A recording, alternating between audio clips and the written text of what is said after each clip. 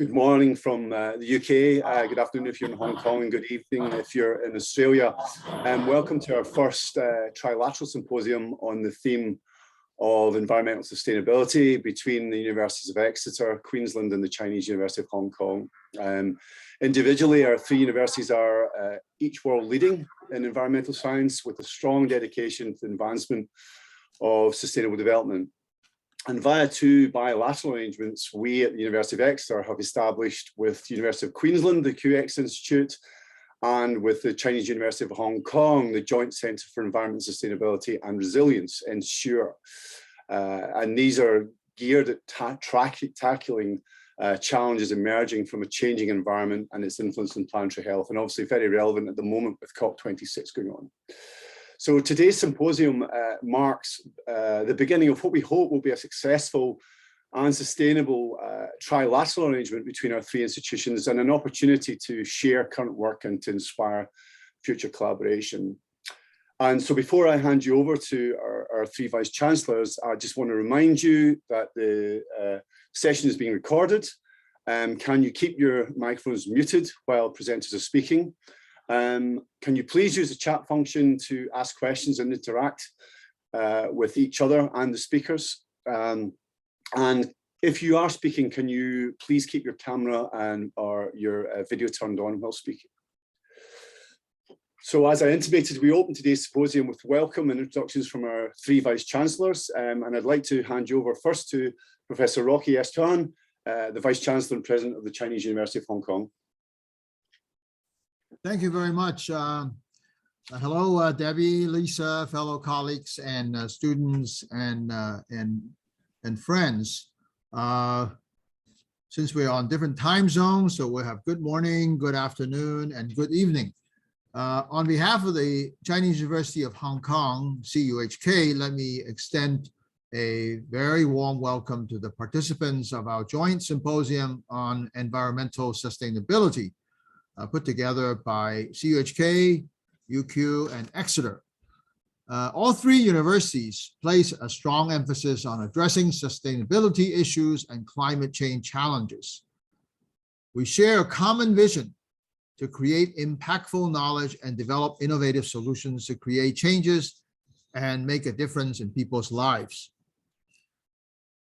With the COVID-19 pandemic ravaging the world for almost 2 years, it has become ever more crucial for universities to work together to overcome global challenges.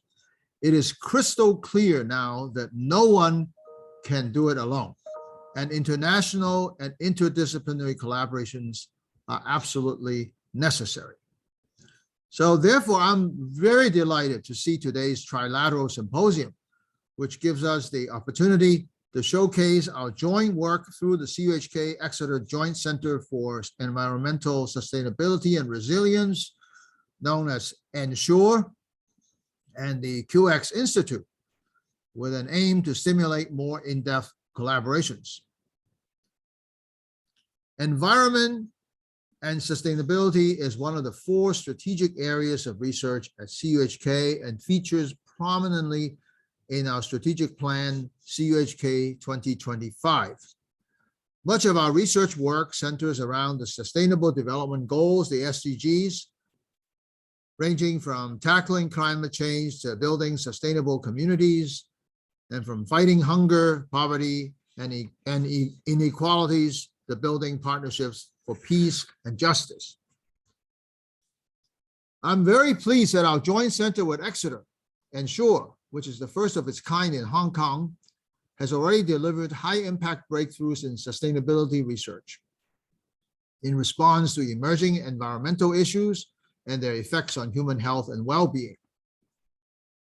Working closely with UQ, our Institute of Health Equity has been advancing its work in examining and raising awareness of the globally significant topic of health equity or inequity, including a recent public webinar series that we jointly host to generate insights and dialogues. Apart from our joint work with Exeter and UQ, CUHK actively promotes planetary well-being through many other key research centers, including the Institute of Environment, Energy, and Sustainability, the Institute of Future Cities, the State Key Laboratory of Agrobiotechnology, and the Simon F.S. Lee Marine Science Laboratory, to name just a few. At CUHK, we are also very mindful of our civic responsibility to promote sustainability in the community. We boast the world's first and foremost climate change museum, the Jockey Club Museum of Climate Change, which is our flagship community outreach initiative for sustainability education. In fact, I'm proud to say that earlier this year in March, the MOCC, Museum of Climate Change, welcomed its 1 millionth visitor.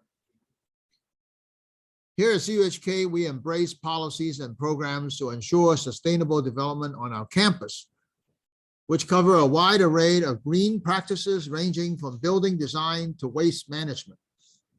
We have also established clear targets for our sustainability efforts and are working towards achieving carbon neutrality on our campus by 2038, alongside the pledges of mainland China and Hong Kong to advance to net zero carbon emissions by 2060 and 2050, respectively. Also, in addition to working with institutional partners, we're well connected with global networks, such as the Planetary Health Alliance and the United Nations Sustainable Development Solutions Network. In particular, we proudly co-host the Hong Kong chapter of the UN Sustainable Development Solutions Network, the SDSN, which exemplifies our commitment to bringing the SDGs to life. Of course, we're all very aware of the COP26 climate summit currently taking place in Glasgow. It is clear that at this moment, countries in the world are not doing enough to meet the pledge outlined in the Paris Agreement. We must answer the call of the summit, namely that governments, businesses, and civil societies need to work together, and universities like us must play a crucial role in this through education, research, innovation, and public engagement to create greater impact. Finally, let me thank all of you once again for your contributions to the success of this event. I look forward to seeing our trilateral partnership flourish and bear fruit. I will now pass the time to Debbie.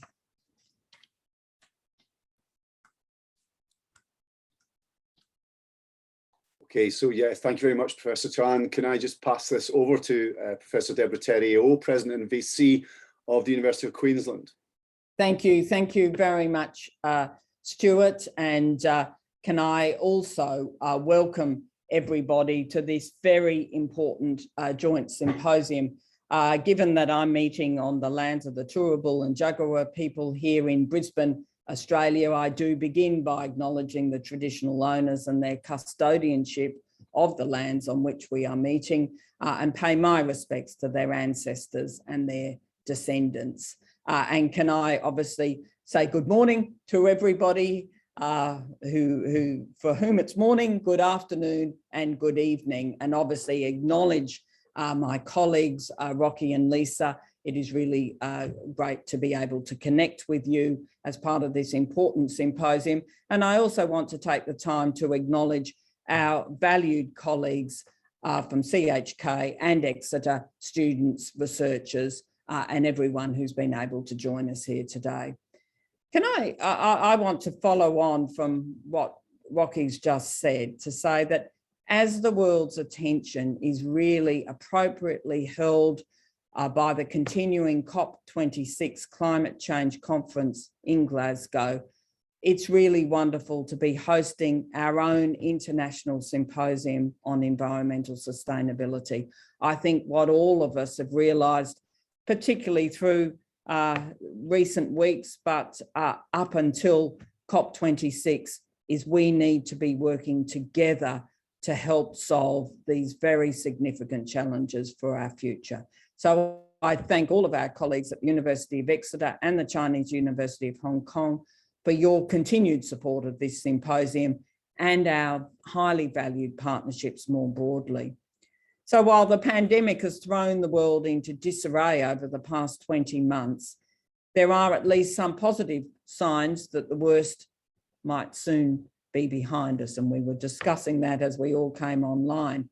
We may even be able to meet in person the next time this symposium is held. However, when it comes to climate and sustainability goals, we still have a considerable way to go. The world, I think, is moving towards a low emissions future. For many countries in the world, clean energy from wind and solar is indeed the cheapest source of electricity.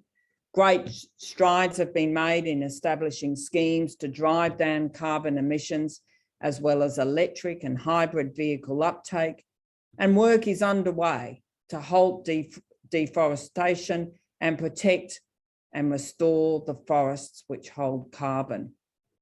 However, despite significant progress, the pace of action needs to be increased significantly to achieve and go beyond the goals of the Paris Climate Agreement. I have every hope that the COP summit will further catalyse progress and accelerate decarbonisation of our planet. But the task ahead is not to be underestimated. It is urgent. To quote COP26 President Alok Sharma, there is no viable pathway to net zero emissions that does not involve protecting and restoring nature on an unprecedented scale. If we are serious about holding temperature rises to 1.5 degrees and adapting to the impacts of climate change, we must change the way we look after our land and seas and how we grow our food. This is exactly the kind of global challenge that has brought our three institutions together. UQ has enjoyed separate partnerships with both the University of Exeter and the Chinese University of Hong Kong for many years. Since 2002, UQ and CUHK have collaborated in numerous areas, including engineering, health sciences, medicine, and social sciences. Similarly, since 2017, UQ and Exeter have maintained a high-profile partnership and a highly valued partnership through the CUHK-UQ Institute, bolstering our research impact in healthy living, global environmental futures, digital worlds, and disruptive technologies.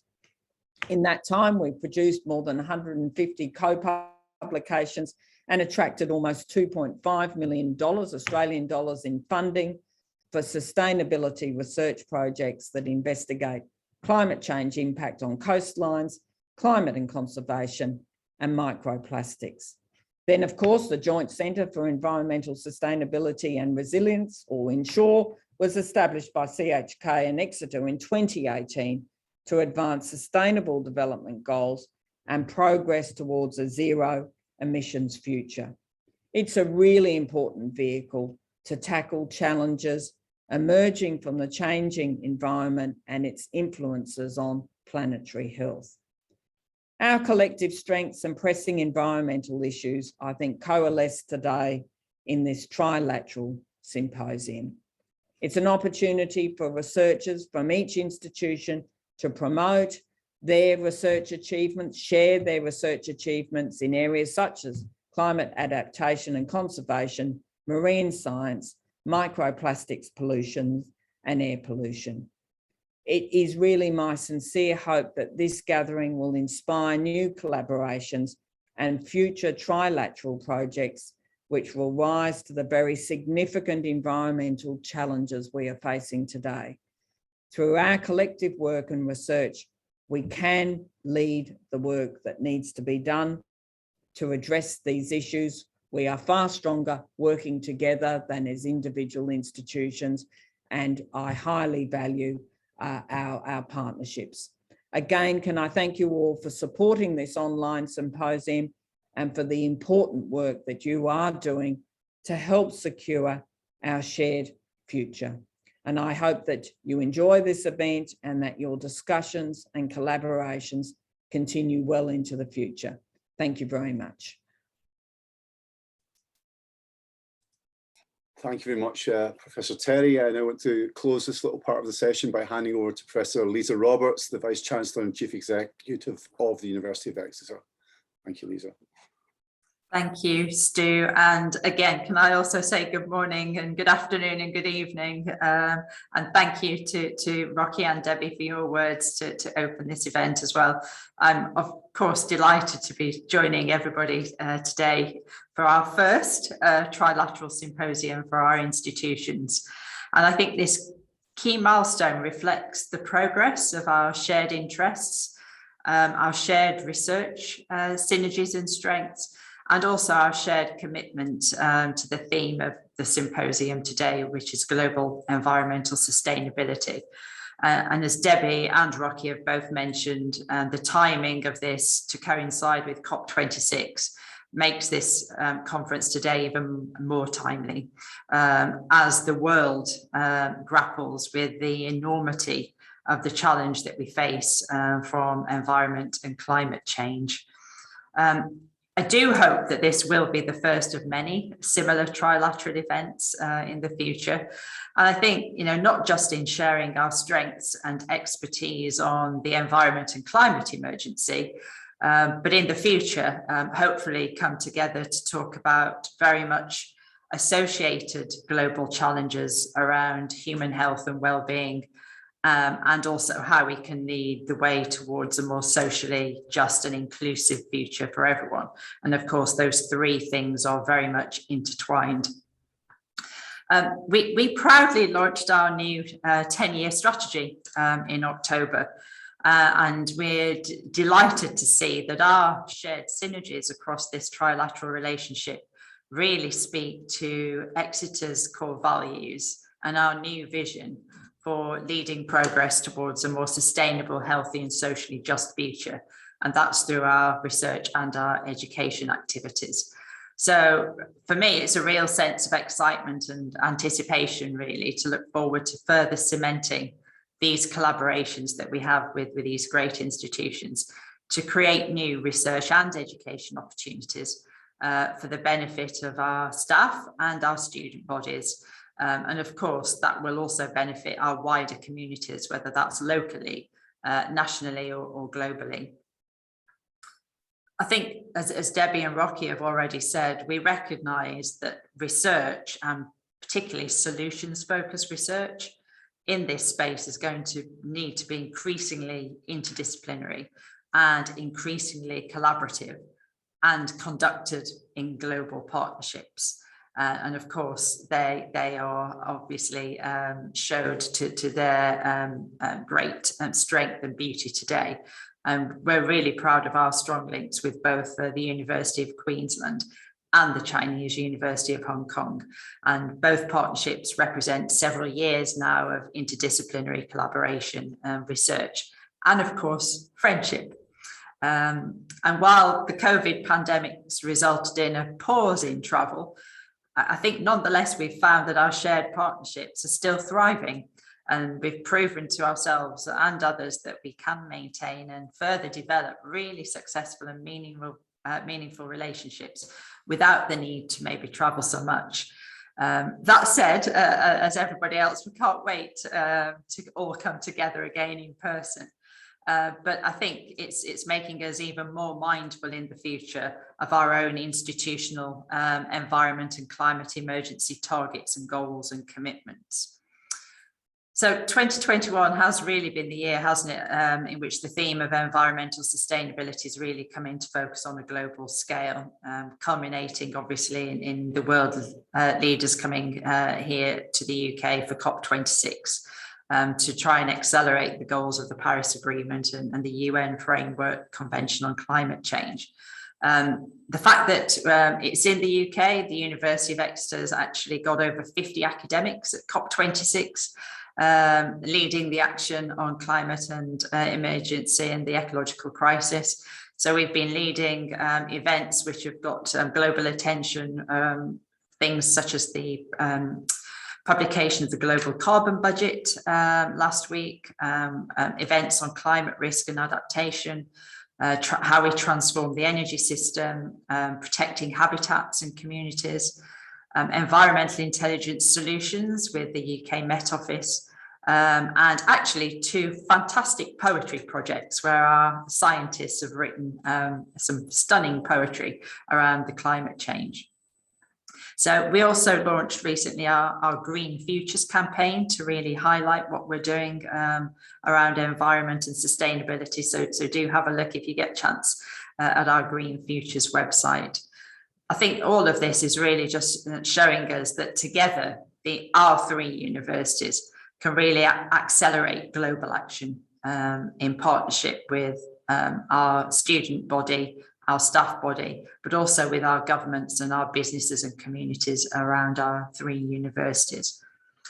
So I think together our combined strengths are super powerful, and that's already been evidenced in some of the progress and achievements of the CUHK-UQ Institute and also the Joint Centre for Environmental Resilience, Ensure.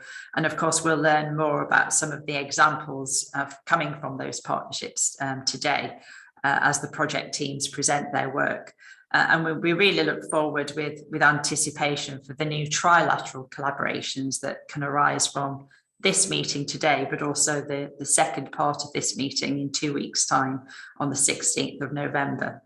So to conclude, I'll just say that I have great hopes for our collaboration in the future. With the strong synergies that I see across our research and education priorities, I'm sure that our partnerships will go from strength to strength. And I'll just quote our new strategy, 2030 strategy, has the strap line, "Together we create the possible." And I think that really reflects our commitment to delivering change through partnership. And I can't wait to see what we can achieve together in the next decade. Thank you. Thank you very much, Professor Roberts. And thanks also again to Professor Terry and Professor Tuan.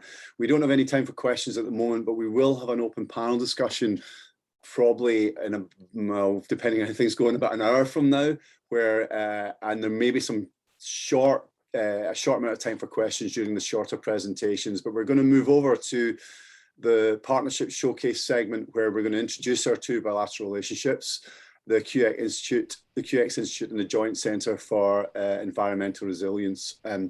So first, our theme leads for Global Environmental Futures, Dr. CUHK-UQ-Exeter and Professor Katrina McKinnon will offer an introductory overview of the CUHK Institute. So I'm passing it over to, I think, Dr. Kazason. You're actually passing it over to me, Stu. Sorry, Katrina, apologies. That's fine, that's fine. I'm just going to share my screen with the slides.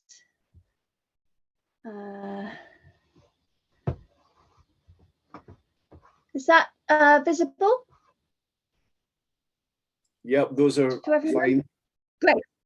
Okay, well, hello everyone. My name is Katrina McKinnon. I am, as Stu just said, the theme lead for the Global Environmental Futures theme of the CUHK-UQ Institute. I'm the theme lead at the Exeter side. My partner at UQ is Dr. CUHK-UQ-Exeter, who I believe is not here today. She's unwell, I'm afraid. So I'm going to talk very briefly to give you an overview of the CUHK-UQ Institute, how we work, what we've been doing, and what the future holds for us. So the CUHK-UQ Institute was established across UQ and Exeter in order to serve as a flagship initiative to bolster our joint global research impact. We operate as a virtual institute and we address major global challenges through deep interdisciplinary collaborative research. We have various programs which enable academic, student and professional staff mobility. We publish a lot jointly and particularly high impact policy publications, and we have a strong focus on industry and community engagement. We were launched with a very serious initial investment which supported our activities up to 2020. And we have just published our implementation plan for the next period of CUHK-UQ's, which I'll talk about in a moment. So just to give you a flavour of some of the things that we do at the CUHK-UQ Institute, right at the heart of the Institute is our joint PhD program. So this enables us to recruit the best students to work jointly with supervisory teams across Exeter and the University of Queensland towards joint degrees. We pay a full stipend and generous training and travel fund, and the students spend time at each institution. And that's a thriving program which is continuing. We run annual symposiums and workshops such as this one. The last couple have been virtual, but perhaps next year we'll meet in person. We have a very successful professional services staff fellowship, which enables our PS colleagues to spend time at one another's institutions and learn from best practice and share their experiences. And the uptake on that has been fantastic. And those who've participated have really welcomed it, I think. We run various grant schemes, from relatively small workshops, grant schemes, to kickstart projects, to somewhat larger accelerator grant schemes. And we'll be hearing about some of the projects that have been funded through those schemes later on today and in a couple of weeks. And as I just mentioned, we've just agreed a joint implementation plan for the period 21 to 23, through which we're going to introduce some new initiatives that I'll talk through very briefly in a moment.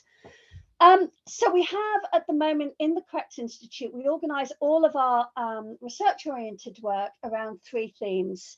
So we have the healthy living theme, which is organised around the United Nations Sustainable Development Goal of ensuring healthy lives and promoting well-being for all.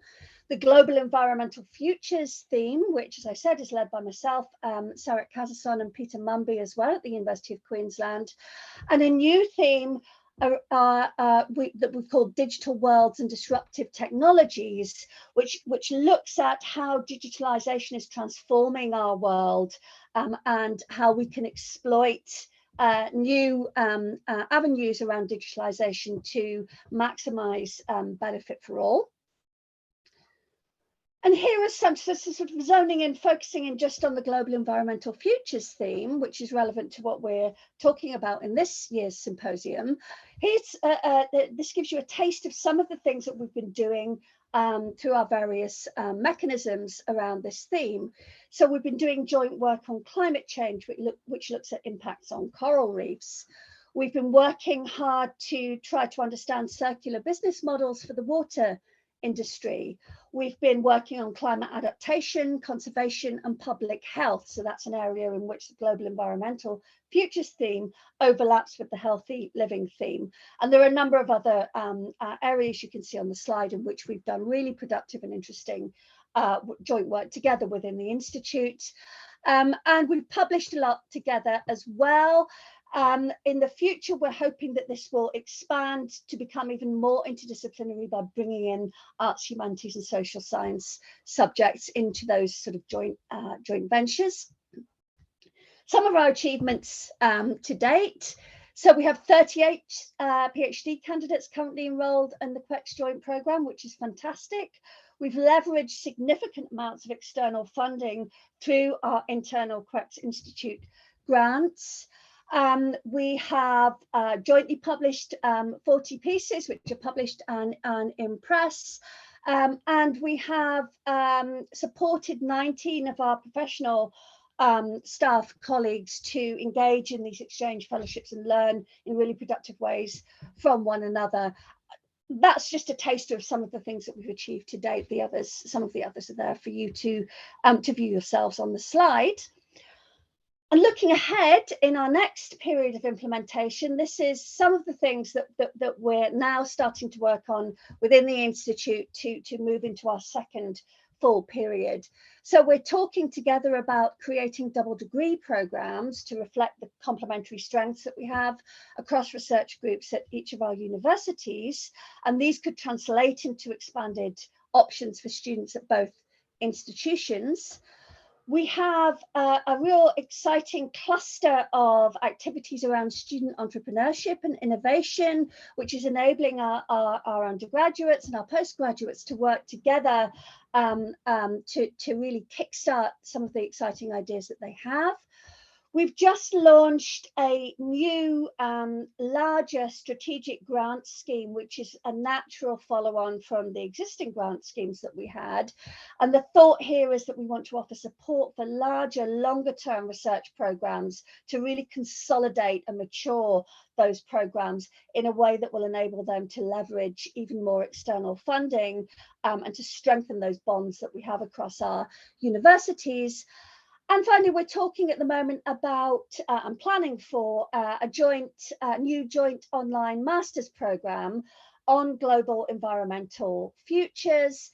And we envisage this as being deeply interdisciplinary and again, drawing on the areas of excellence that we share across both universities. So there's lots of exciting stuff going on. I'm really happy to be able to tell you about some of it today. And I'm looking forward to today's event and the partner event in the next 2 weeks. Thank you very much, Professor McKinnon.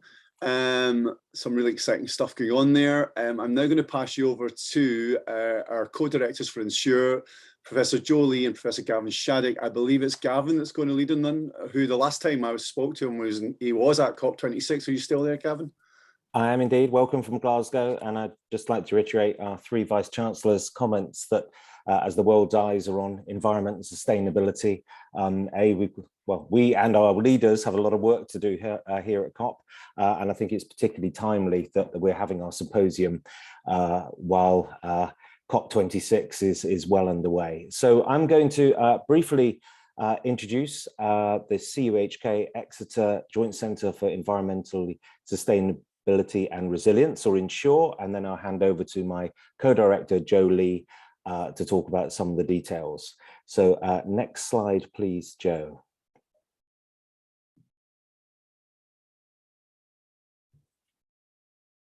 So Ensure was established in 2018 through a 20 million Hong Kong dollar investment, co-investment by CUHK and Exeter. And the aim was to bring together collaboration to work on large-scale interdisciplinary projects that addressed global environmental challenges. And one of the things that runs through all of our projects and all of our work together is this focus on sustainable development, but also in doing research that has real impact and is translational into real world challenges and problems. And the majority of our work to date has been based around a series of collaborative projects. We've had 2 rounds for a total of 5 projects that have been supported under Ensure. The first round of projects are nearing completion, and the second round are well underway. Give and take some of the issues, as Lisa and others mentioned, with issues with travel and getting together. We were fortunate enough to be established before the pandemic. And next slide, please, Joe. We launched together. I won't spend too much time on this picture, but there's Rocky, Mark Goodwin, who we'll hear from later, Sir Steve, previous Vice-Chancellor and Chief Executive of Exeter, Fanny Chung, who was the previous DVR, Deputy Vice-Chancellor of Research at CUHK, and my initial co-director, Gabrielle Lau, and he was a fantastic colleague to work with as we established Ensure, and I'm pleased to say that he, when he retired, was replaced by an equally fantastic colleague in Joe Lee. So we had our launch ceremony in June 2018. Next slide, please, Joe. And as I say, we were very fortunate to establish this with a series of delegations. We had a CUHK delegation come to Exeter in May 2018, and they visited our Penryn campus in Cornwall and our campus in Exeter. And that really was a chance for researchers at CUHK to share their expertise, what they were working on with colleagues at Exeter, and to build up collaborative proposals for these rounds of projects. We followed that with a second Ensure workshop in CUHK in February 2019. As you can see, our size increased over that year, and I'm pleased to say that we've continued that expansion in volume, even through COVID. And now we have a substantial number of colleagues in both institutions that are working together on projects and actually on spin-off ideas and other activities. Next slide, please, Joe. And as I said, we have 2 rounds of projects, and they are focused on environment sustainability with a strong lead on interdisciplinary working and real-world output. And I will now hand over to Joe, my co-director, to give some more details on the projects. Thanks, Gavin. Our approach to funding the ENSURE activities is slightly different from the CUHK Institute in that we made early investments in some large collaborative projects between the 2 universities. And as mentioned by Gavin, there were 3 projects funded in the first round of applications. And these were all focused on SDG issues. As you can see, there are these 3 projects with different emphases. For example, the first one is one that focuses on SDG 2 and SDG 13, looking at food security and also climate change interactions. So the first one is led by Professor Lam from CUHK and Dr. Kane from Exeter. And looking at the interaction between agricultural practices, consumers' choices in food, and also the implications for human health and also planetary health, to look at how these practices together and choices together would actually have implications for climate change and environmental impact. A second study was actually awarded to co-investigators, myself and Professor Brendan Cotley of Exeter. And this time we're looking at urbanization, very massive development on the coastline, building big cities, and what are the implications for the environment and also the services offered by coastal ecosystems. And our particular emphasis in this project is to look at the GBA, the Great Bay Area in southern China, which is actually the world's largest megalopolis. Currently, it is actually housing more than 70 million people in southern China, and huge developments, huge change to the coastal landscape. And what are the implications of these big developments on the coastline for ecosystem sustainability and also services offered by these estuarine ecosystems? So we targeted SDG 11 and 14, sustainable cities, and also life underwater in the second project. The final project that was supported in the first round look at air. So we basically have one on land, one in water, and a third one dealing with air issues. And this one is led by Professor Yim, CUHK, and Professor Haywood from Exeter. And they actually use different technologies to look at aerial pollutants, emission rates, the transformation, and also how these pollutants might actually impact the resultant population exposed to these pollutants. So the goals that are particularly targeted would be number 3 and number 11. And these projects were all funded to a level of about $2 million in total. And so with equal contributions from the 2 universities. And the second round of projects, which were actually started only in May this year, we funded 2 projects also to the tune of about $2 million each, or £200,000 equivalent. One is actually looking at the global management of the world's forests to look at the nexus between economic growth, public health, and also climate implications. What are the best practices of managing large forests in the world, particularly in China and the UK, and look at all the implications that would be felt for human health, the economy, and also climate resilience. Well, the last one is actually looking at the implications of global warming on the world's glaciers and how that might actually impact upon, for example, the supply of water in particularly developing countries, and also looking at hydrological modeling to understand the future behavior of these glaciers and the implications for the supply of water. So as you can see, these two projects also address different SDGs, with, for example, 3 SDGs being targeted in the first forest project, and the second one would target 2 others. And so we actually have all this work coming together to address the important SDG and also the environmental challenges around us. So I'll hand back to Gavin to look at some of the future outlooks. Thanks, Joe. And if the next slide changes. So really just a reiteration that the kind of core values of Ensure have been these projects which are interdisciplinary, truly collaborative, bringing together complementary, but also bringing together different levels of expertise across the 2 institutions to do really impactful work. And I think as the first round of projects are concluding, there have been some very high quality publications in some of the very best journals internationally. And of course, what we're doing now is looking to seek external funding to carry on those research and those future collaborations. I'll hand over to Joe for a few words on the new normal.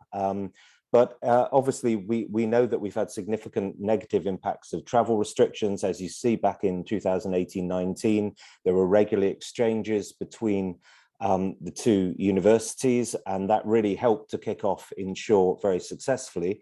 We have adapted, I think, very well to the lack of travel and the increased use of Zoom. I'm sure we all have our own thoughts on how much increase there should be on Zoom.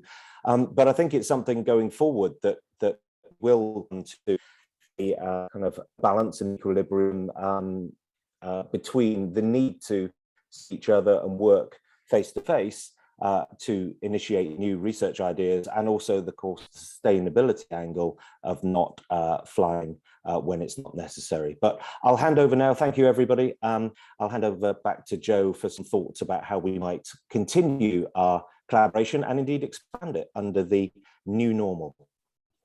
Well, thank you, Gavin. Just a few words about the future. Well, a lot of things have actually happened to Hong Kong and also the world, and we are actually operating under the new normal. And well, as a matter of fact, we don't really know what the new normal might actually mean to researchers in particular. And I think, as Gavin said, we have been adapting pretty well to the new normal of not actually having the opportunity to work face-to-face with our collaborators in the 2 institutions in the past first round of projects. It is actually more important to consider the mode of operation for the second round of projects, so that the momentum gained actually for starting the negotiation of the new proposals, and now that they are all funded, then what we can do to actually carry them through to fruition under the new normal. It is actually a challenge to all the researchers engaged in the 2 projects that we have funded, and we are still actually actively finding ways to help them to ensure that we can actually get a fruitful outcome, given the restrictions and the new operation mode we are under. And the objective of all these funded projects is really to expand them further into impactful, externally funded large projects collaborated between the 2 institutions. There are many foundations in the world that would be interested in looking at large environmental projects that would bring real changes to the livelihood of people and also sustainability. And we would like to actually explore together all these options and opportunities together. One of which is really the tripartite partnership with the addition of the University of Queensland has been actually so eloquently articulated by the three VCs, in that we are both all very strong in environmental research, and there should be a lot of room for future collaboration and expansion of our common interest. So that would conclude our brief introduction to the Ensure Center and the projects that we have been conducting so far. Thank you. Thank you very much, professors. So lots of, clearly, with those of you who aren't aware of those projects, you can see there's lots of opportunities for synergy and lots of parallels between them, which is why this trilateral symposium is so important. Can I just say, Matt, we're already running over by nearly 25 minutes and we've only been running for 40 minutes. So I'm going to ask everyone, please, please, please try and keep to time, so as we have got time at the end for these Q&As. So we're now going to go over to hear from 4 project teams working on some of the projects that have been outlined here, 2 from CUHK and 2 from Ensure. The first is a CUHK project, Gene Drive Governance for Climate Adaptation and Conservation, and Dr. Pedro Fidelman will be presenting on behalf of that project. Hi everyone, I hope you can see the slides. So this is a collaboration project between Exeter and UQ on Gene Drive Governance for Adaptation and Conservation. And I'd like to acknowledge my colleague, Sarah Hartley, who's online as well, and who will join us for Q&A a little later. So Gene Drive is a cutting-edge genetic technology with a huge potential to address pressing conservation problems in Australia, the UK, and globally. However, governance challenges associated with Gene Drive may prove significant, requiring careful consideration before the science becomes conservation policy. And this is what this project is about, that is exploring the governance implications of using Gene Drive for conservation outcomes. And we accomplished that aim, we have used different approaches, including exploration of governance implications of conservation Gene Drive in Australia, which involved a workshop with genomic scientists, social sciences scholars, government regulators, and managers, and environmental NGO. And that was just before COVID hit in March 2020. And also the identification and analysis of governance principles for conservation Gene Drive, drawing on a systematic literature review, and analysis of debates on Gene Drives in the context of the Conservation or Convention on Biological Diversity. Now I would like to share some of the insights we have gained from this project. So potential use of Gene Drive for conservation outcomes includes invasive species control, such as cane toads, rats, feral cats in Australia, and grey squirrels in the UK, for example. Controlling outbreaks of native species which impact ecosystem functions, and in Australia we have the crown of thorn starfish that impacts on the Great Barrier Reef. And another application is for reef restoration and adaptation in the face of warming global climate. However, environmental risks for conservation Gene Drive are yet to be fully understood. They may include unintended impacts on species, populations, and ecosystems, and dispersal of modified organisms across geographical and political boundaries. Conservation Gene Drive applications involve highly contested environmental and social values, which are compounded by the novelty of the technology and high uncertainty in relation to risks and benefits. The use of Gene Drive technology in conservation will need to reflect the values and concerns of the communities, including traditional owners. Social license or public acceptance will depend on a number of factors, including who funds Gene Drive research, which species is target, and how the debate on conservation Gene Drive is framed. Genuinely involving stakeholders from the outset will be critical to ensure that Gene Drive research and policy are developed in a responsible way. So in terms of governance, Existing policy and regulatory frameworks provide a starting point for addressing conservation gene drive, but they may need to be updated and adapted for current and future developments and applications. Our systematic literature review of governance principles for conservation gene drive suggests that governance must involve inclusive, broad, and empowered engagement. Gene drive research and development must have public acceptance. A broad range of considerations must be incorporated in decision-making. Governance must draw on broad frameworks which are attentive to ethical principles. A broad range of experts must provide input, and developers must self-regulate in response and respond responsibly. And that's what I've got for the moment. Thank you very much. Many thanks, Dr. Friedemann, and many thanks for your brevity there. We have time for a quick question if anyone has one. If not, we will move on. I'm looking in the chat. If anyone's got any questions, we can, I'm guessing we can return to them towards the end if there are any burning questions that don't appear.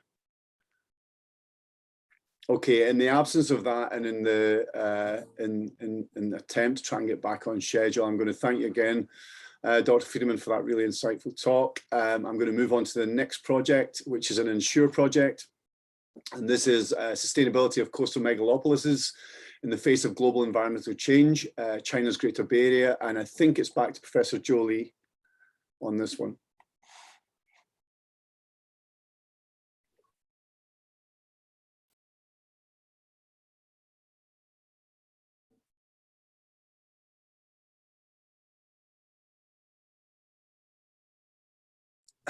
Joe, you're muted and we can't see your face.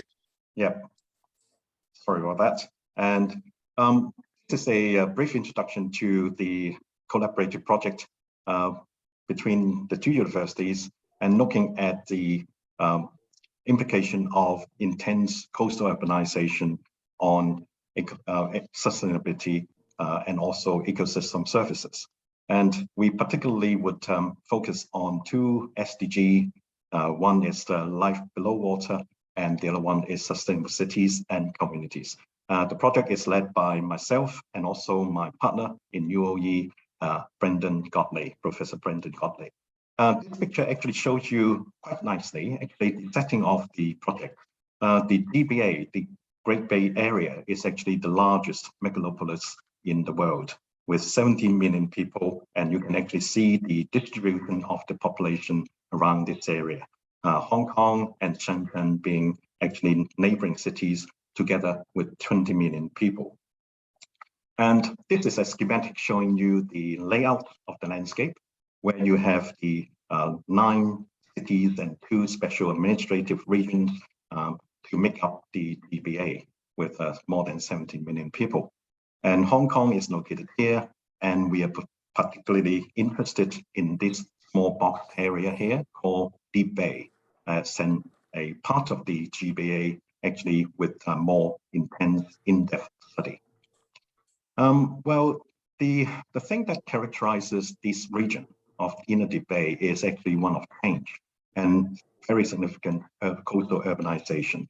Part of the work was actually to look at the transformation of the landscape over the years. From 1984, this is actually the start of the intense urbanization period, all the way through to the present day. You can actually see particularly the arrowed areas are the very areas undergoing very rapid change and very intensive change, particularly on the mainland Chinese side. The build-up of Shenzhen City, which was actually reclaimed, much of the land reclaimed on 2 sides of Deep Bay and finished in 2003. And this is a picture of the present situation.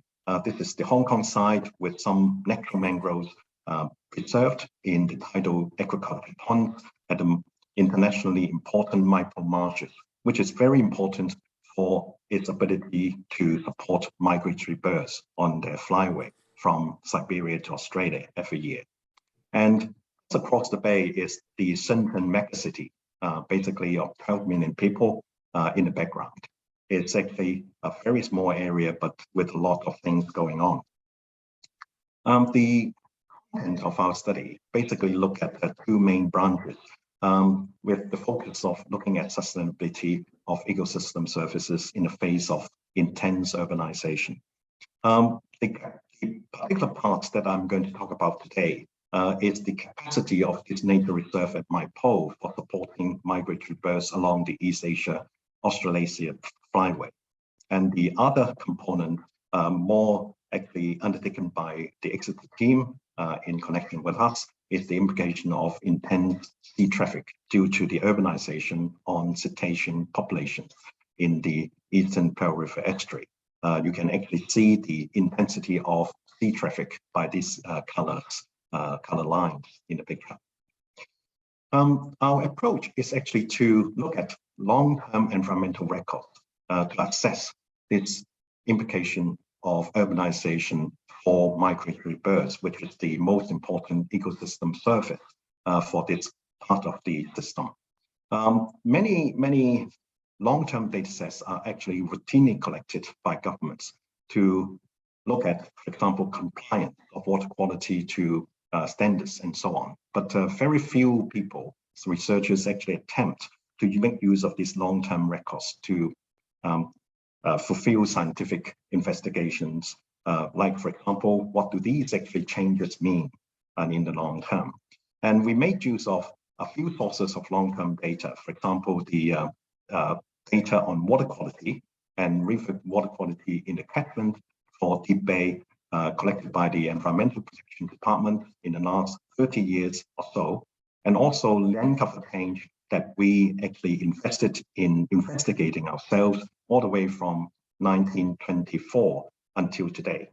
And then the combined effect of these changes in water quality, land use, cover, urbanization, and so on, to affect the biomass of the food that is available to the birds and the habitats available to the birds, and look at again, another long-term data set, that is the migratory bird numbers collected by the Hong Kong Bird Watching Society in the last 3 decades or so. Through some statistical analysis, we can actually see that there are actually 2 phases of environmental situations in Deep Bay in the past 30 years or so.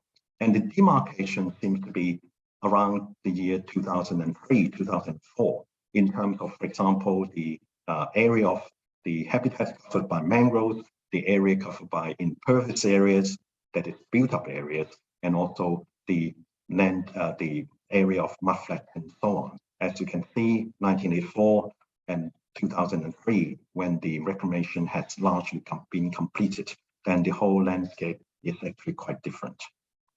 And with some statistical analysis, then we can actually see this pattern also in the long-term water quality trends. If you focus on this right-hand side picture, then you can see that the situation in water quality actually moved from the pre-2003 scenarios gradually towards the 2003 and thereabout as another group, a turning point group. And then after that period, then it moves back to the present day situation. And all these different components that would be affecting most of these water quality changes are to do with, for example, nutrients like nitrogen, phosphorus, organic matter, and so on. And the other one is actually urbanization, like impervious surfaces, runoff, affecting salinity, sedimentation, and so on. And so there seems to be a fundamental change centered around the 2003, 2004 timing. And we further analyzed the implication of these changes, long-term changes in water quality, land cover, and so on for the migratory bird numbers. Using a PCA regression analysis, and we were able to demonstrate that indeed the water quality changes and also the land cover changes driven by reclamation, build-up of the Shenzhen city, megacity, actually has profound impact on the variation of migratory bird numbers in Deep Bay. And different groups of birds may actually be affected in different ways because the way they feed on the gastropods, the snails, the crabs, and so on in the bay are actually different. And so what happens is that the buildup of a big city, the mega city of Shenzhen, housing 10 to 12 million people around the 1984 to 2004 period, actually dramatically changed things like circulation within the system, flushing, the discharge of nutrients, the discharge of suspended material, and also the sedimentation rate, leading to changes like in mangrove amount and the extent of the mudflat, and therefore with flow-on effects on the food for the birds, and also therefore also the migratory bird community. And so it is non-uniform amongst the different groups of birds, but overall the capacity of the wetland system as a whole to support migratory birds is actually affected by this development project in actually going through not so direct but connected pathways. And so the use of this deep-based system as a model to actually look at the effect of urbanization, particularly large-scale urbanization on the coast, for ecosystem services of these areas, and therefore environmental sustainability has been demonstrated by our study. And this is a brief summary of the work we have done so far. We have actually a couple of manuscripts actually near completion, and hopefully will soon be published in high impact journals. Thank you. Thank you very much, Professor Lee. In the interest of brevity, I'm going to push on. We will have some time for questions, and we might open up some general questions. Well, we will open up some general questions towards the end. I'm going to move on to the next project, which is a QX project titled Tackling the Challenge of Microplastics Pollution. And the presenter is Professor Kevin Thomas from the University of Queensland. Thank you, Joe.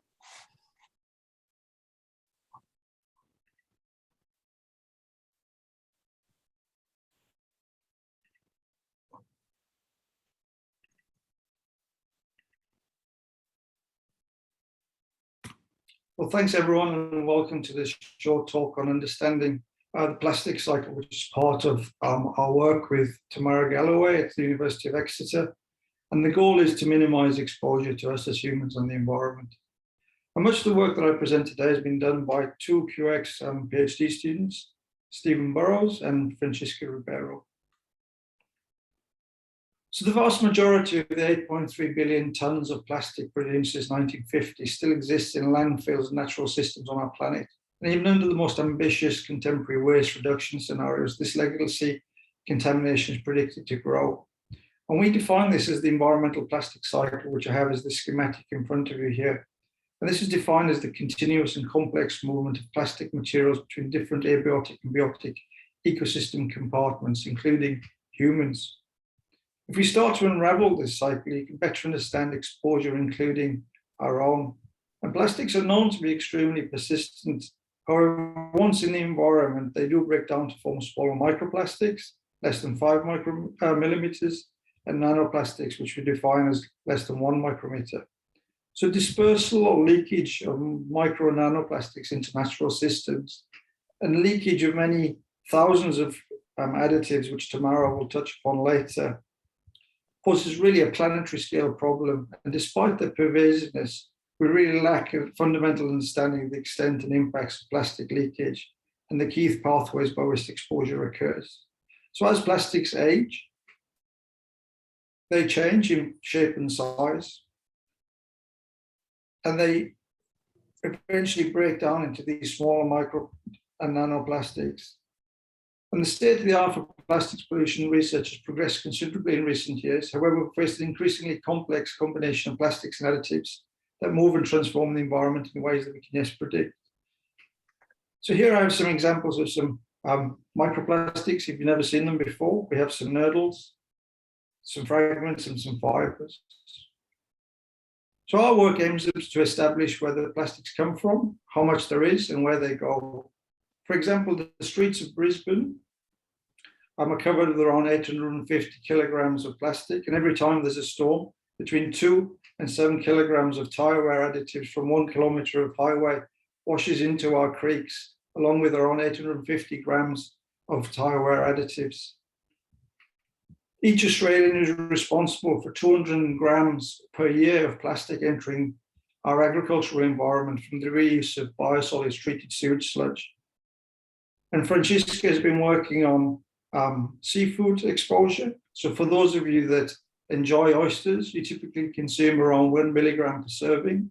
And if you enjoy sardines, you'll be taking in around 30 milligrams. And Steve has been assessing how the surfaces of plastics change and as they weather in the environment, and really important in establishing what we've been actually exposed to. So most data is available for larger microplastics around greater than 20 micrometers due to analytical constraints. And Francisca here in her work recently showed that plastics accumulated by oysters placed in the Brisbane River are actually smaller than previously been measured, less than 20 micron, and the 20% was in this sub 1 micron nanofraction. We can now start to quantify those smaller plastics, which is really key in establishing both risk to the environment and to human health. So Steve's recently shown that the surface roughness of plastics change over time, and this is what we see here. And these peaks represent only a few nanometers.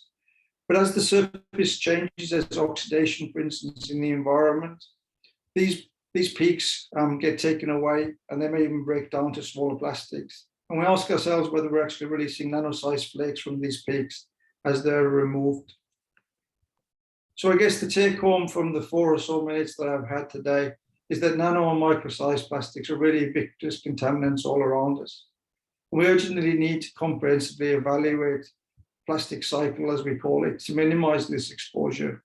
We've now started to develop emergent technologies that enable us to, for the first time, identify, characterize, and quantify leakage and exposure to complex mixtures of plastics and associated chemicals. And I really think as a society, we all need to consider how we use plastics and that we do this in a very sustainable way. And in addition to the QX collaboration, we've been supported kindly through the Minderoo Foundation here in Australia, as well as getting equipment from our partners with Shimadzu. So thanks.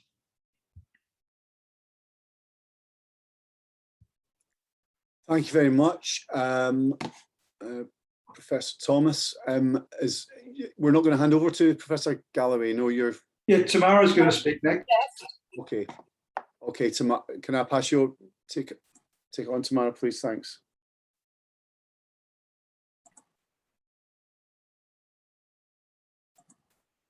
Thanks very much, and thank you for asking us to speak to you today about our work.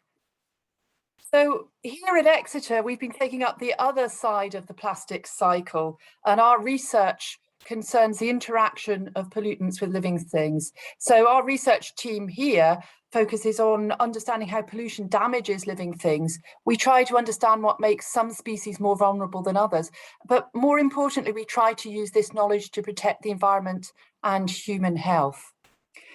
Perhaps our best known work has been our work on microplastics as pollutants, and we've been one of the first groups to study the uptake of plastics into the food web, and we've been able to show that common microbeads and other plastic particles released from commercial items make their way into the oceans and are ingested and can pass into the guts and tissues of a wide range of marine animals across the food web.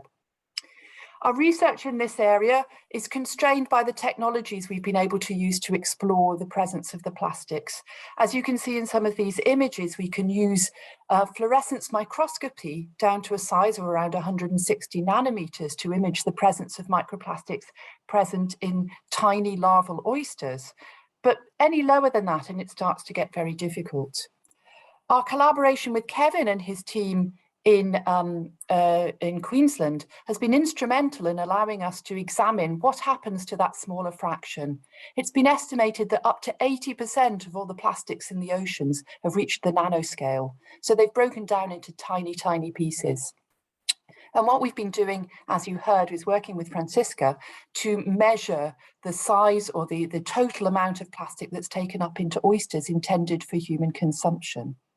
We've also been able to use state-of-the-art technologies such as these specially synthesized palladium-doped nanoplastics to chart the uptake and elimination of nanoplastics in commercial oysters intended for human consumption. Now, this is very important because to understand how these particles persist and pass up the food web, we have to understand not just how they pass into tissues, but the speed at which they pass back out again.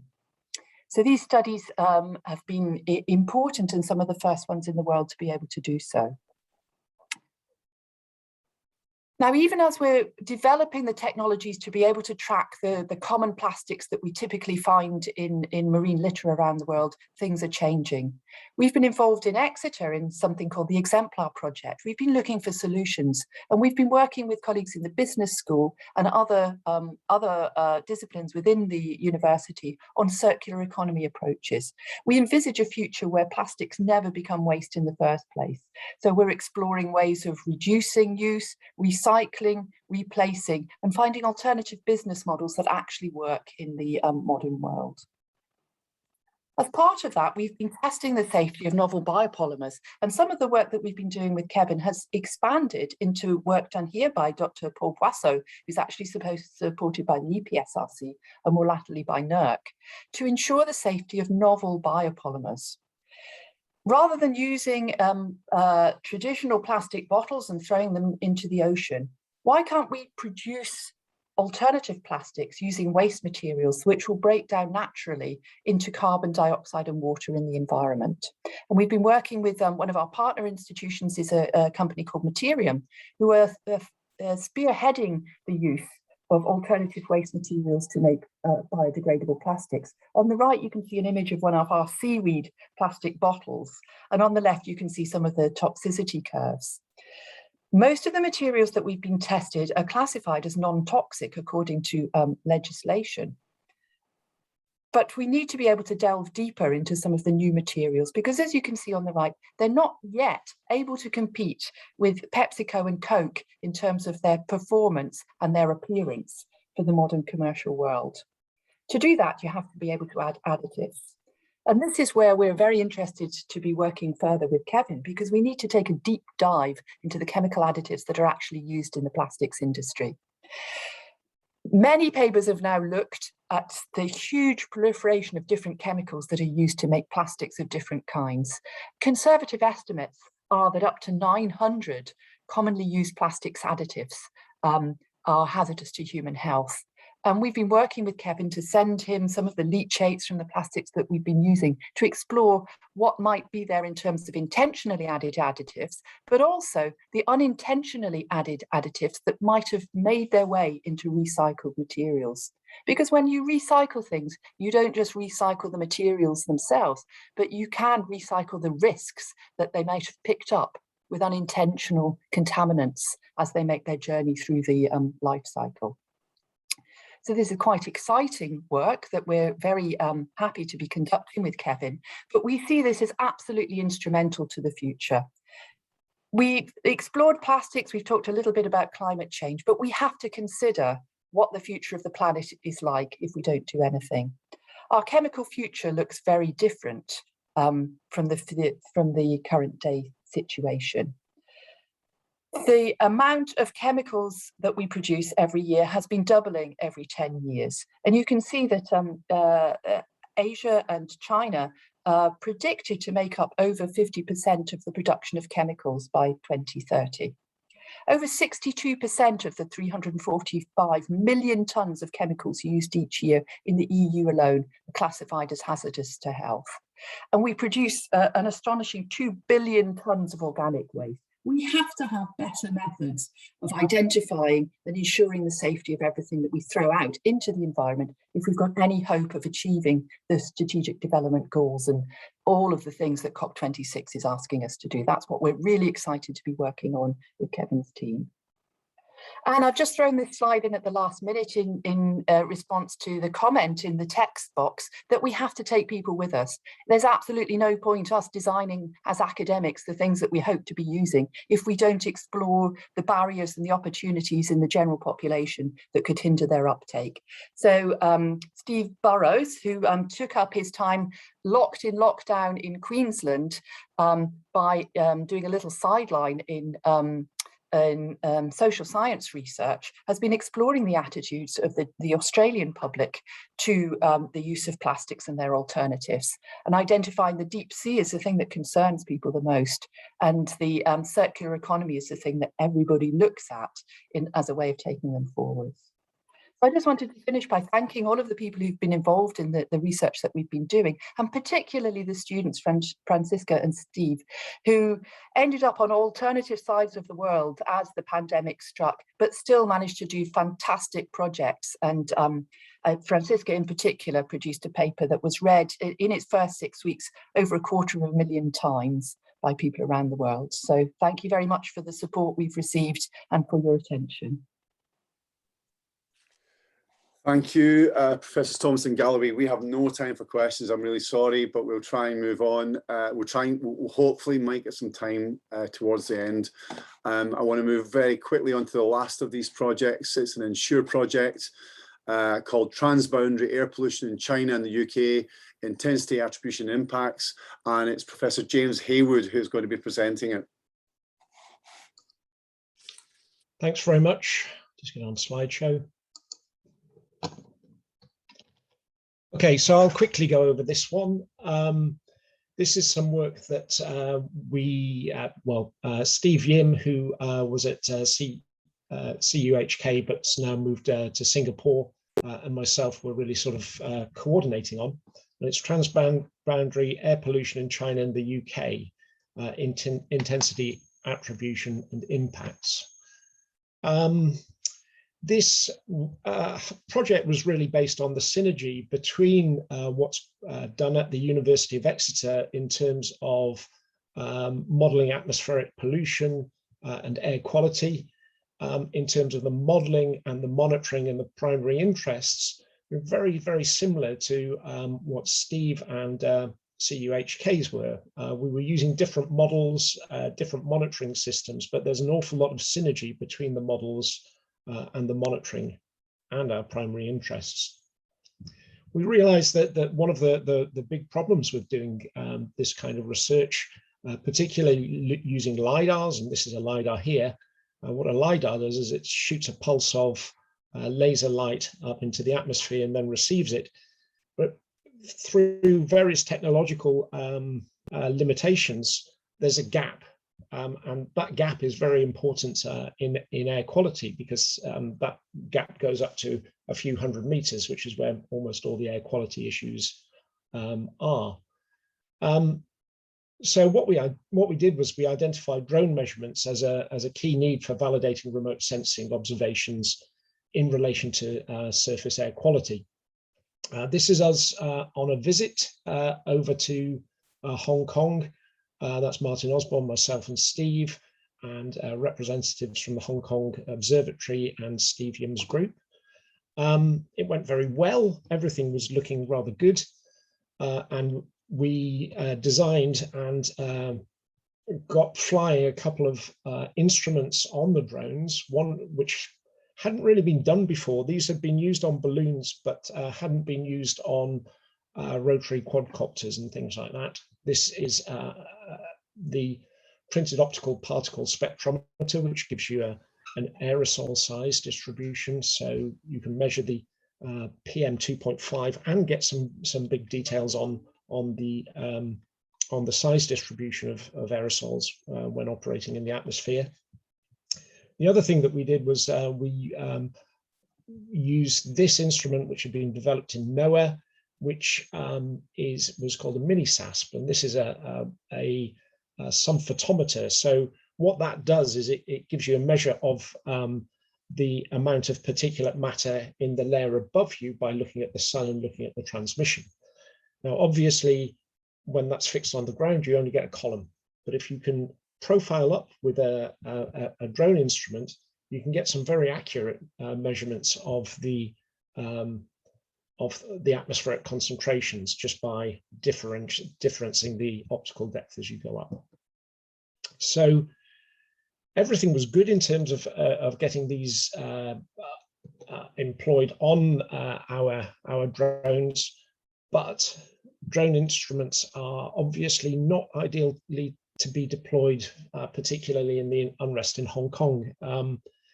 That really, we couldn't do anything there. Obviously, most people, when they see a drone, think they're making observations, and security really would not let us go and do that. And the advice that we got from the Home Office would be that flying drones would be conceived as highly inflammatory. So not wanting to sort of take no for an answer, we therefore worked again additionally with some Indian colleagues, where we were going to deploy the instrumentation, and we sourced various, besides the drones, we'd also looked at some longer duration platforms like this microlight. And we were in advanced stages of discussion before COVID came and really stopped us. This has not been a very conducive time for doing in situ measurements. So we have swapped our research onto some more global kind of measurements, and we have been successful in producing a number of collaborative papers that have appeared in pretty good journals. You know, there's a Journal of Geophysical Research Letters, Atmospheric Measurements and Technology. There's been essentially 6 papers, of which we've done a lot of collaborations on 4 of those before Steve moved on. Just to give you a bit of a flavor of that, this is the drone that we installed. Well, in this case, this is the POPs, so this is measuring the aerosol size distributions.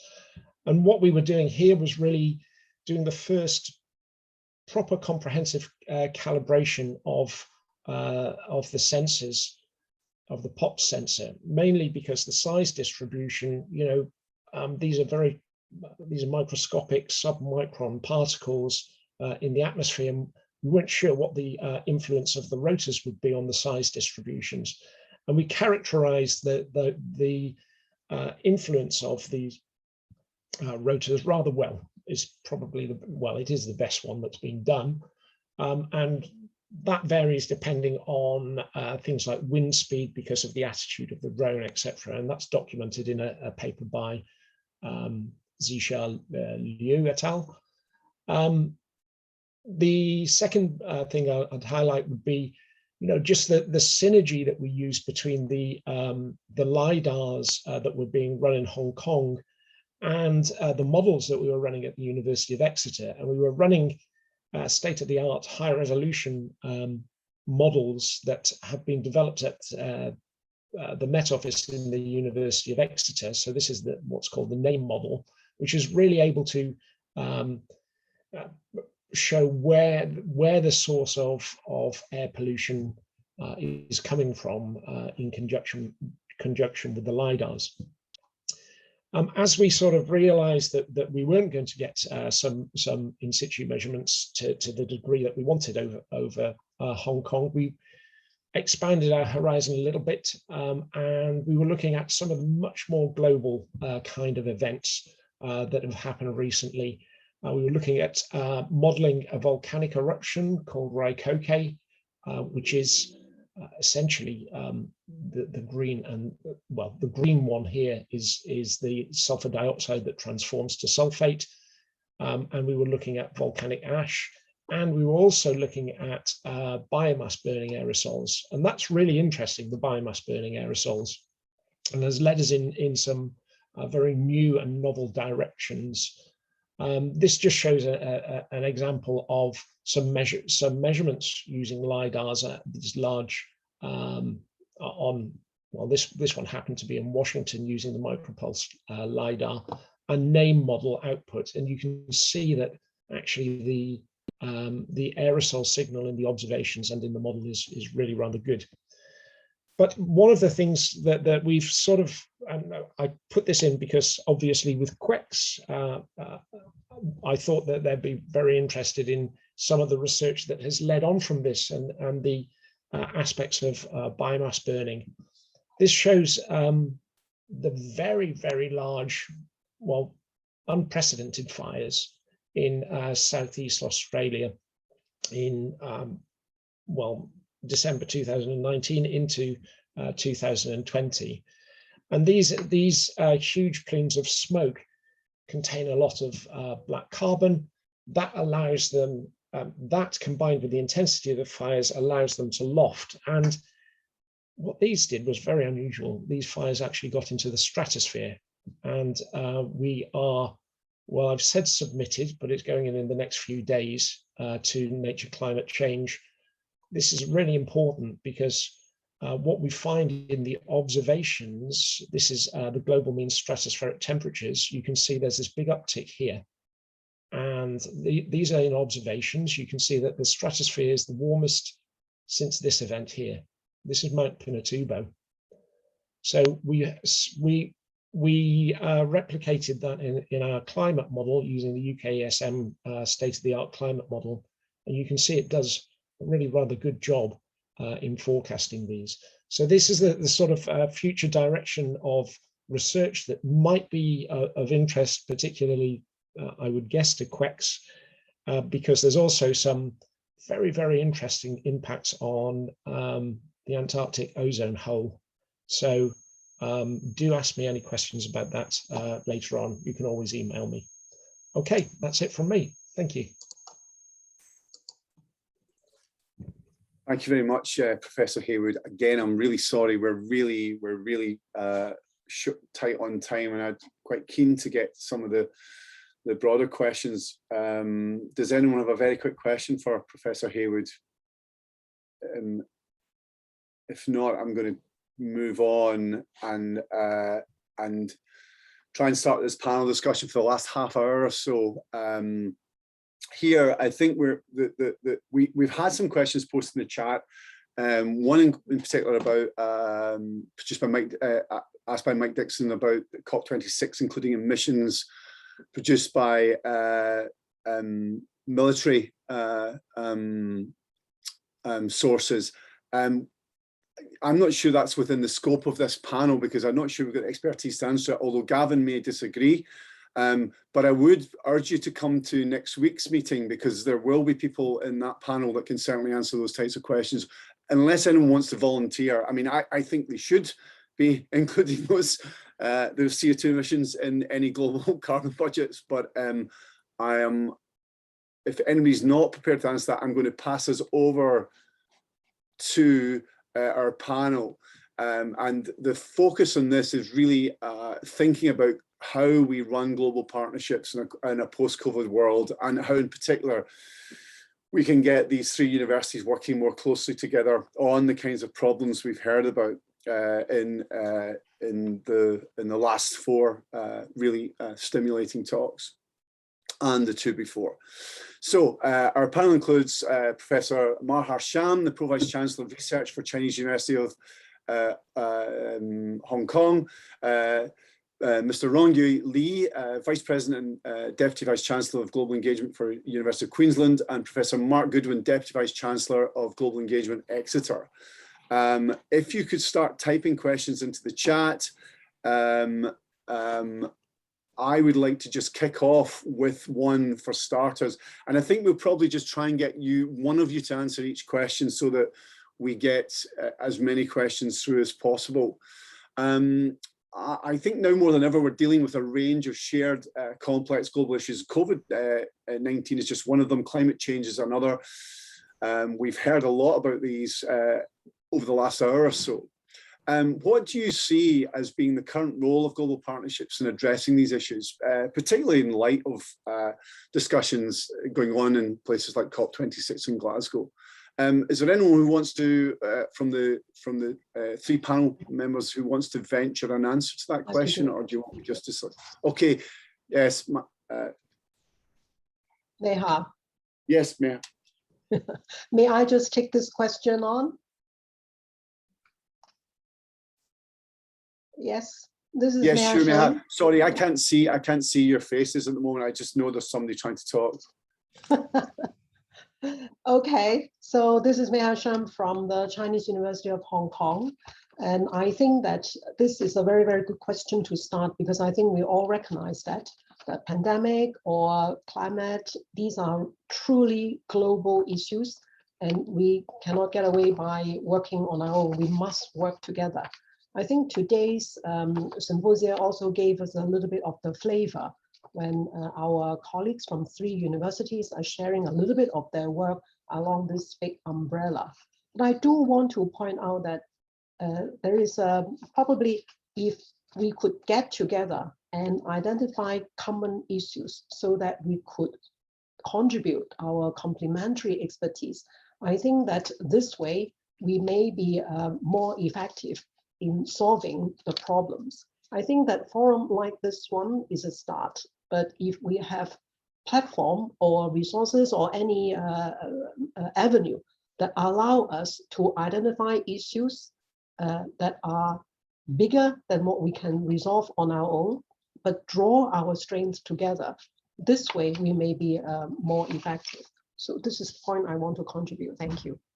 Thank you very much, Michelle. I should have said, we are obviously running over now. Are the 3 PVCs on the chair in this panel prepared to answer just a couple of questions? Yeah, I'm happy to. Right, okay.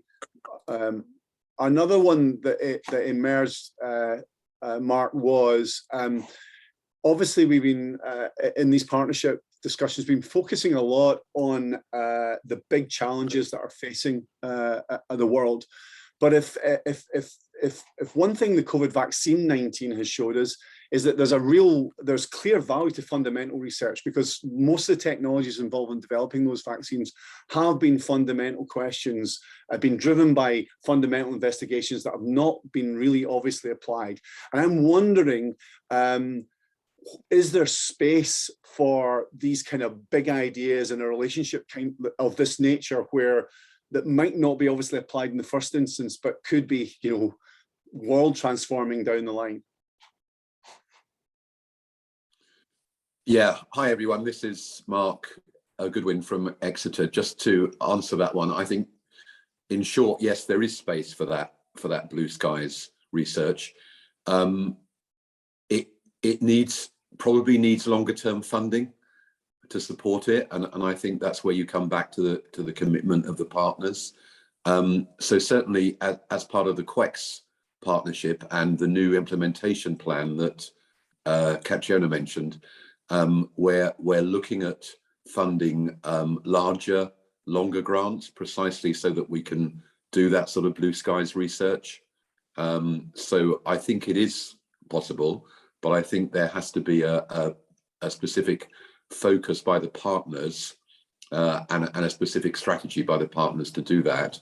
I also think what we've witnessed through the CUHK partnership is the winning of external grants based on some initial proof of concept work that's gone on as part of CUHK, and through winning those larger external grants you can then begin to do that sort of blue skies research. So I don't think it's impossible to do it. In fact, I think it's necessary to do it, but you do have to have the right structures and the right kind of funding to enable it. Thank you very much, Mark. One last one, can I ask for, that's appeared for Ron Yui. Our ECRs have the least resources in this network, and how can we as universities support our ECRs in this post-COVID era using a partnership of this nature? Thanks for that question, and I do think it's a great question. Every university, I think, in this conversation is paying great attention to how we develop, early career researchers. And I think through partnership arrangement, we can actually mobilize our collective resources and use our collective wisdom to make sure that those early career researchers don't miss out. Because naturally, often we actually put our best researchers forward, in a partnership. But I think only through this institutional undertaking and the commitment that we can actually make sure the young ones, upcoming ones, don't lose out. It is difficult enough when research funding is not funded 100%. And it is very difficult for young upcoming researchers to be able to win a lot of grants. So it does take leaders in these academic institutions to make a serious commitment, because otherwise we will be having great challenges in having succession planning. And I think in all our universities, we are faced with a great number of senior researchers nearing retirement age. How do we make sure that we don't actually have a gap left behind? So I do think through partnership, use partnership as a vehicle, it creates an enabling platform. So we have leading researchers, more experienced researchers, being the mentors for those young early career researchers. It is not easy. That's why it requires commitment. It requires institutional undertaking. It requires investment. Thank you very, very much. I realise we have run over here. That is inevitable when we've got people talking about really some of the really exciting projects that are going on as part of these partnerships. I think we can see there's a great diversity of work going on between the three institutions. There is lots of scope for synergy. There are lots of parallels between these projects, but there's lots of places where we will be much stronger working as a trio rather than two separate duos. And I think this is a really exciting time for these three universities, and I can see lots and lots of scope for some really exciting stuff that will really make a difference. I'm sorry to some of the people in the chat who posted questions, very important questions around global climate issues. I think you really want to come to next week's or the session on the 16th of November, same time. That session we split into three parallel themes: marine ecosystems, climate change, and environmental health. And those workshops will have people in that will really be dealing with the kinds of questions that have been posed by people like Mike Dixon. Thank you very much to all the speakers for their contributions today. Really, really thoughtful and really thought-provoking series of presentations, and a very exciting series of presentations. And thank you all for your participation, and look forward to seeing many of you again on November the 16th. Thank you very much.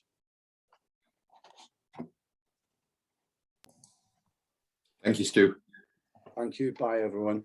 Thank you. Bye-bye. Bye-bye. Bye, everyone. Thank you all.